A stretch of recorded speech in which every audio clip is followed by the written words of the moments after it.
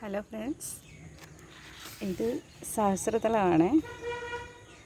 നമ്മുടെ ലോട്ടസ് ഗാർഡനിൽ ആദ്യമായിട്ടാണ് സഹസ്രദളം ഉണ്ടാകുന്നത്. അതിൻ്റെ ഒരു എന്താ പറയുക, എക്സൈറ്റ്മെൻ്റ് ആണോ സന്തോഷമാണോ ഒന്നും എനിക്കറിയില്ല. അത്രയ്ക്ക് വളരെയധികം സന്തോഷമുണ്ട്. ഇത് ഒരുപാട് ഇനി വിരിയാനുണ്ട്. ഇതെന്താണ് സംഭവം എന്ന് അറിയാൻ വേണ്ടിയിട്ട് ഇവളുടെ മുട്ട് വന്നപ്പോഴേ ഞാൻ തുറന്ന് നോക്കി. എന്തായാലും ഇപ്പോൾ 2 ദിവസമായി വിരിഞ്ഞിട്ട്, ബാക്കിയും കൂടെ വിരിയാനുണ്ട്. ഇതേ നടുക്ക് കണ്ടോ, നല്ല പെറ്റൽസ് ഇനി ഒരുപാട് വിടരാനുണ്ട്. നമ്മൾ ഇവളെ ഐഡൻറ്റിഫൈ ചെയ്ത് എങ്ങനെയാണെന്ന് വെച്ച് കഴിഞ്ഞാൽ, സാധാരണ താമര പൂവിലുണ്ടാകുന്നത് പോലല്ല.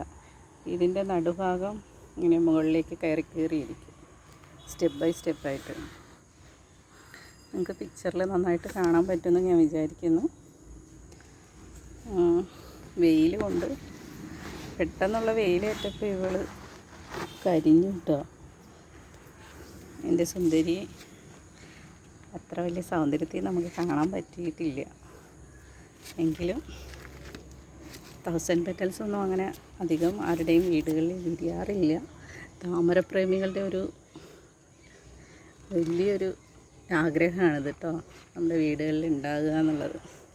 എനിക്കിത് അമ്പലത്തിൽ കൊടുക്കാനും പറ്റില്ല, ഇങ്ങനെ കരിഞ്ഞിരിക്കുന്നത് നമ്മളെങ്ങനെ അമ്പലത്തിൽ കൊടുക്കുക. അപ്പോൾ താമരപ്രേമികൾക്കൊരു സന്തോഷ വാർത്ത ആവുമെന്ന് കരുതുന്നു. Okay, thank you.